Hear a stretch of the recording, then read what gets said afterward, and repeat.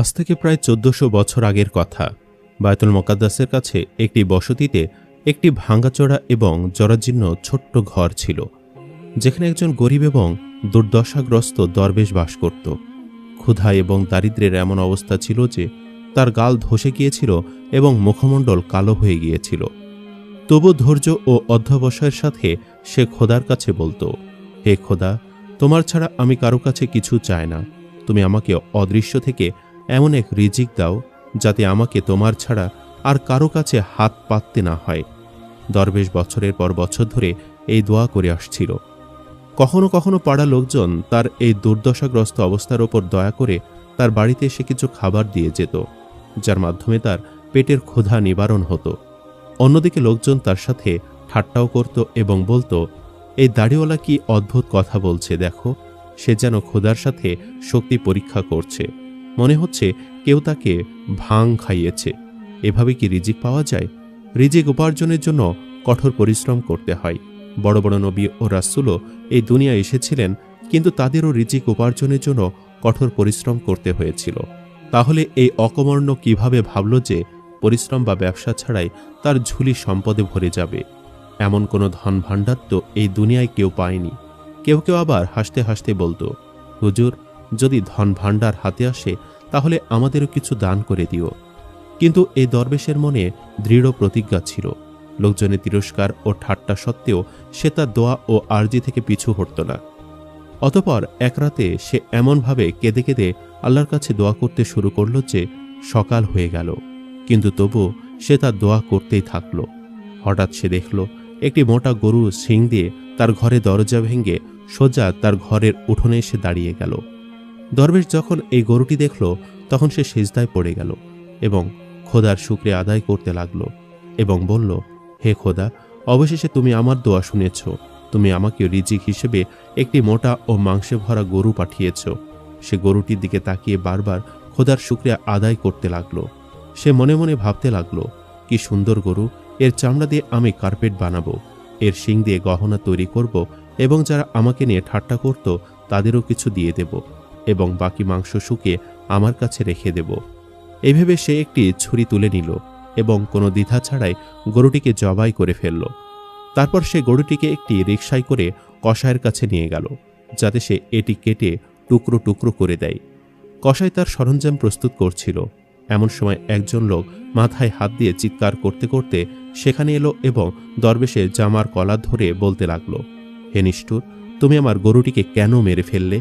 আমি কত যত্নে এটি লালন পালন করেছি। আমি নিজের আরামের চেয়েও গরুটির আরামের বেশি খেয়াল রাখতাম। এটিকে ভালো খাবার খাওয়াতাম, বছরের পর বছর এর সেবা করেছি, আর তুমি আমার এত বছরের পরিশ্রম এক মুহূর্তে ধুলোয় মিশিয়ে দিলে। কে তোমাকে এই অধিকার দিয়েছে যে তুমি আমার গরুটিকে জবাই করবে? লোকটি অবিরাম চিৎকার করছিল। তার চিৎকারের কারণে সেখানে লোকজন এসে জড়ো হয়ে গেল। দরবেশ বলতে লাগলো, ভাই, তোমার কোথাও ভুল হচ্ছে। এই গরুটি তোমার নয়, এই গরুটি আমাকে খোদা পাঠিয়েছেন। গতকাল সমগ্র বিশ্বের মালিক আমার দোয়া শুনেছেন এবং আমাকে এই গরু পাঠিয়েছেন। তারপর সে দরবেশ লোকজনকে উদ্দেশ্য করে বলল, হে লোকজন, তোমরা সবাই আমার দিনরাতের কান্নার সাক্ষী। আমি কি রাত দিন খোদার কাছে এই দোয়া করিনি যে, হে খোদা, আমাকে পরিশ্রম ছাড়াই অদৃশ্য থেকে হালাল রিজিক দাও। আজ আমি আমার বছরের পর বছরের পরিশ্রম পেয়েছি, আর এই মূর্খ বলছে যে এই গরুটি তার। দরবেশের মুখে এমন কথা শুনে গরুর মালিক বলল, হাই, তুই কি বাজে কথা বলছিস? হয়তো তুই নিজেই পাগল হয়ে গেছিস, নয়তো তোকে বোকা বানানো হচ্ছে। তখন দরবেশ বলল, তোমার কথার জন্য আমার কাছে একটাই উত্তর আছে, আর তা হলো এই যে এই গরুটি আমার রিজিক ছিল, যা আমার খোদা আমার বছরের পর বছরের দোয়ার পর আমাকে পাঠিয়েছেন, তাই আমি এটিকে জবাই করেছি। তখন গরুর মালিক ক্রোধে কাঁপতে কাঁপতে বলল, হাই, দোয়া দোয়া করে কি ঘটনা লাগিয়ে রেখেছিস? চল, তোর বিচার এখন কাজের আদালতে হবে।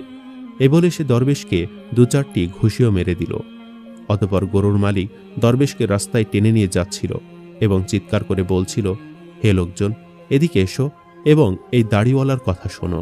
সে আমার সম্পদ হাতিয়ে নিয়েছে আর বলছে যে দোয়ার মাধ্যমে পেয়েছে। যদি বিশ্বের এই নিয়ম হতো তাহলে শুধু দোয়া করা লোকেরাই সম্পদ ও দুনিয়ার মালিক হয়ে যেত, সব অন্ধ ভিখারি ধনী ও বড়লোক হয়ে যেত।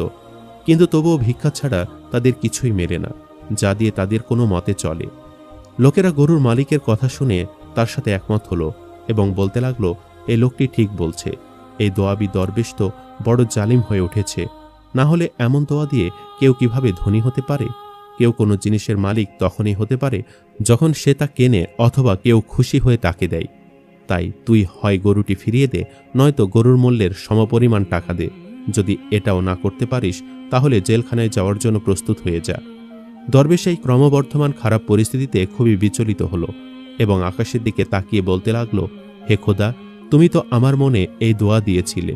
আমি সেই দোয়াগুলো সত্যিকারে মন দিয়ে তোমাকে সমগ্র বিশ্বের রব মনে করেছিলাম। এখন যখন তুমি আমার দোয়া কবুল করেছ, তখন এই প্রতারক আমাকে অন্ধ বলছে। হে খোদা, তুমি জানো তার এই ধারণা শয়তানের মতো। আমি কি কখনো অন্ধপনার জন্য দোয়া করেছি?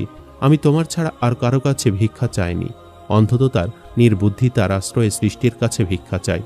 আমি তো তোমার কাছে প্রার্থনা করেছি, কারণ তুমি সর্বশক্তিমান। তখন গরুর মালিক বলল, হে দরবেশ, তুই আমার দিকে তাকা আর সত্যি করে বল, তুই বারবার আকাশের দিকে কি দেখছিস? প্রতারণা করে নিজের সহানুভূতি দেখাচ্ছিস? যখন তোর মনই মরে গেছে, তখন তুই কোন মুখে আকাশের দিকে তাকাস? অবশেষে সমগ্র বাইতুল মুকাদ্দাসে হট্টগোল শুরু হয়ে গেল এবং গরুর মালিক অবিরাম দরবেশকে টেনে নিয়ে যাচ্ছিল। দরবেশ মাথা সেজদায় রেখে বলতে লাগলো, হে খোদা, এখন তুমি আমাকে এই বিপদ থেকে মুক্তি দাও। একসময় তারা কাজী সাহেবের কাছে পৌঁছে গেল। কাজী সাহেব ছিলেন অত্যন্ত ন্যায়পরায়ণ ও ন্যায় বিচারক মানুষ। গরুর মালিক এগিয়ে গিয়ে বলতে লাগলো, কাজী সাহেব আমার গরু পালিয়ে এই দরবেশের ঘরে চলে গিয়েছিল আর সে এটিকে জবাই করে ফেলেছে। এখন আপনি এর কাছে জিজ্ঞাসা করুন, এ আমার ওপর এই অত্যাচার কেন করল? কাজী সাহেব দরবেশকে তার কাছে ডেকে জিজ্ঞাসা করলেন, বল, তুই এই গরুটিকে কেন জবাই করলি? দরবেশ তখন বলল, হে ন্যায়পরায়ণ ও ন্যায় বিচারক কাজী সাহেব, আমি 7 বছর ধরে দিনরাত ক্রমাগত এই দোয়া করছি যে, হে খোদা, আমাকে পরিশ্রম ছাড়াই হালাল রিজিক দাও। শহরের সব মানুষেরা সাক্ষী, পুরুষ হোক বা নারী, সবাই এ বিষয়ে জানে।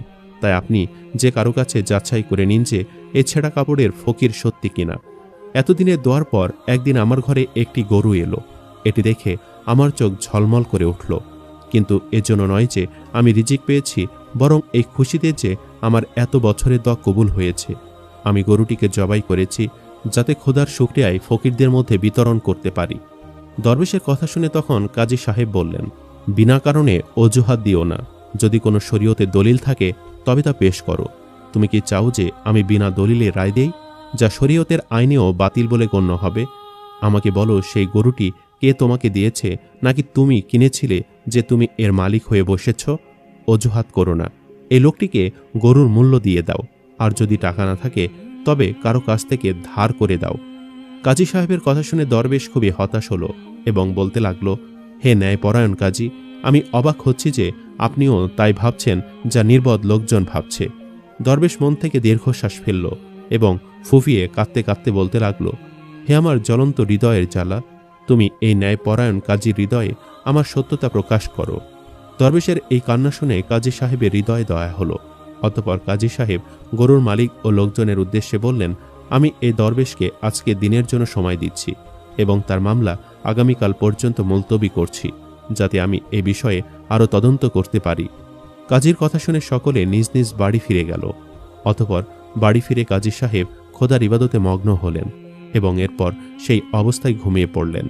ঘুমের মধ্যে তিনি স্বপ্ন দেখলেন যে বসতির বাহিরে জঙ্গলে একটি কুড়ে ঘর আছে, যেখানে একজন সাদা দাড়িওয়ালা বুজুর্গ উনুন জ্বালাচ্ছেন এবং তিনি কাজী সাহেবকে বলছেন, দরবেশের বিচার করার আগে আমার সাথে একবার অবশ্যই দেখা করো। এমন স্বপ্ন দেখার পর কাজী সাহেবের ঘুম ভেঙে গেল। ঘুম থেকে জেগে উঠে কাজী সাহেব তৎক্ষণাৎ ভ্রমণের প্রস্তুতি নিলেন এবং সোজা বসতির বাহিরে জঙ্গলের দিকে রওনা হলেন। বেশ কিছুক্ষণ পর জঙ্গলে গিয়ে তিনি একপাশে সেই কুড়ে ঘরটি দেখতে পেলেন যা তিনি স্বপ্নে দেখেছিলেন। কাজী সাহেব দরজায় টোকা দিলেন। তখন ভেতর থেকে আওয়াজ এলো, হে ন্যায়পরায়ণ কাজী, ভেতরে এসো, আমি তোমারই অপেক্ষায় ছিলাম। বুজুর্গ ব্যক্তি তখন দরবেশ ও গরুর মালিকের মধ্যে মামলার বিষয়ে কিছু বললেন। তখন কাজী সাহেবের বিস্ময়ের সীমা রইল না। তিনি গরুর মালিকের উপর তীব্র ক্রোধ অনুভব করলেন এবং সাথে সাথে বুজুর্গের প্রতি কৃতজ্ঞতা জানিয়ে সেখান থেকে রওনা হলেন। অতঃপর আবারও দরবেশ ও গরুর মালিকের মধ্যে বিচারের জন্য আদালত বসল। চারিদিকে লোকজনের ভিড় জমে গিয়েছিল। সবাই অপেক্ষায় ছিল যে কাজী সাহেব শীঘ্রই কোনো রায় দেবেন। কেউ অপেক্ষা করছিল যে দরবেশকে কশাঘাতের শাস্তি দেওয়া হবে, আবার কেউ কেউ গরুর মালিকের প্রতি সহানুভূতি জানাচ্ছিল। গরুর মালিক গালিগালাজ শুরু করল এবং কাজী সাহেবের উদ্দেশ্যে বলল, এই দরবেশ খুবই জালিম, তাকে কঠিন থেকে কঠিনতর শাস্তি দেওয়া হোক। কাজী সাহেব গরুর মালিককে বললেন, তুমি চুপ করো এবং তোমার গরুটি এই দরবেশকে দিয়ে মাফ করে দাও, আর এখনই তোমার দাবি প্রত্যাহার করে নাও। গরুর মালিক ক্ষোভে ফেটে পড়ে বলল, এটা কেমন ন্যায় বিচার? এ আমার গরুকে মেরে ফেলেছে, আর আপনি বলছেন যে আমি এটিকে মাফ করে দেই? কখনোই না। কাজী সাহেব কিছুক্ষণ ভেবে বললেন, হে গরুর মালিক, যখন খোদা তোমার মতো পাপীর পাপ ঢেকে রেখেছেন, তখন তুমিও তার গোপনীয়তার হক আদায় করো এবং ধৈর্য ধরো। গরুর মালিক আবার চিৎকার করে বলল, এটা সম্পূর্ণ অবিচার, আমি আমার দাবি কখনোই প্রত্যাহার করব না এবং এই দরবেশকে শাস্তি না দিয়ে আমি আজ এখান থেকে যাব না। গরুর মালিকের কথা শুনে কাজী সাহেব তখন বললেন, আমার উপদেশ তোমার উপর কোনো প্রভাব ফেলছে না, আর তুমি তোমার দাবি প্রত্যাহার করনি, তাই আমি একটি হুকুম জারি করছি যে তুমি তোমার সমস্ত সম্পদ ও জমি জায়গা এই দরবেশের হাতে তুলে দাও এবং আমার এ রায়ে সন্তুষ্ট হও, নইলে তোমার মামলা আরও কঠিন হয়ে যাবে। যদি তুমি এতেও রাজি না হও, তাহলে আমাকে বাধ্য হয়ে তোমার জন্য আরেকটি হুকুম জারি করতে হবে।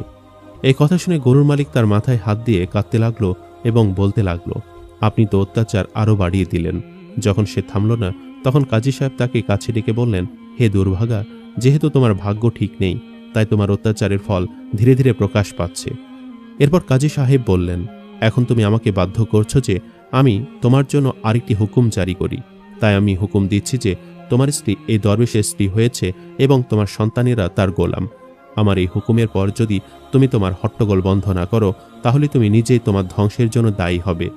কাজী সাহেবের মুখ থেকে এই হুকুম শুনে গরুর মালিক দুই হাতে পাথর তুলে তার বুক পিটতে লাগলো এবং মাটিতে গড়াগড়ি দিতে লাগলো। লোকজনও এই অবস্থা দেখে বিভ্রান্ত হয়ে পড়ল, কারণ তারা এই মামলায় প্রকৃত সত্য জানত না। সবাই কাজী সাহেবের কাছে অনুরোধ করতে লাগলো, হে ন্যায়পরায়ণ কাজী সাহেব, আপনার মতো ব্যক্তির কাছ থেকে এমন অত্যাচার হওয়া উচিত ছিল না। কাজী সাহেব লোকজনের উদ্দেশ্যে বললেন, হে বন্ধুরা, এখন সে সময় এসেছে যে এ লুকানো রহস্য প্রকাশ করা হবে। সবাই মিলে আমাদের সাথে ফলান জঙ্গলে নদীর তীরে চলো, যাতে তোমরা সবাই এই গোপন রহস্য সম্পর্কে জানতে পারো এবং এই পাপের সাক্ষী হও যে অত্যাচারী গরুর মালিক করেছে। জঙ্গলে একটি বড় ঘন গাছ ছিল, যার ডালপালা একে অপরের সাথে জড়িত ছিল। এই বিশাল গাছের নিচে একজন মানুষকে হত্যা করা হয়েছিল। ঘটনা এই যে এই দুর্ভাগা গরুর মালিক কিছুকাল আগে তার মালিককে হত্যা করেছিল এবং এই ঘন গাছের নিচে তাকে দাফন করে দিয়েছিল। এই গরুর মালিক আসলে সেই নিহত ব্যক্তির গোলাম ছিল, আর এই দরবেশ সে নিহত ব্যক্তির ছেলে, যে তখন একেবারে অবোধ শিশু ছিল, তাই এই বিষয়ে অজ্ঞ ছিল।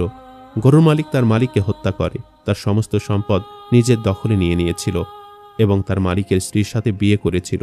আমি এই কারণে একে হুকুম জারি করেছি যে যদি খোদা এ জালিমের গোপনীয়তা ঢেকে রেখেছেন, তাহলে তাকেও তার রবের প্রতি লজ্জিত হওয়ার জন্য একটি সুযোগ দেওয়া উচিত।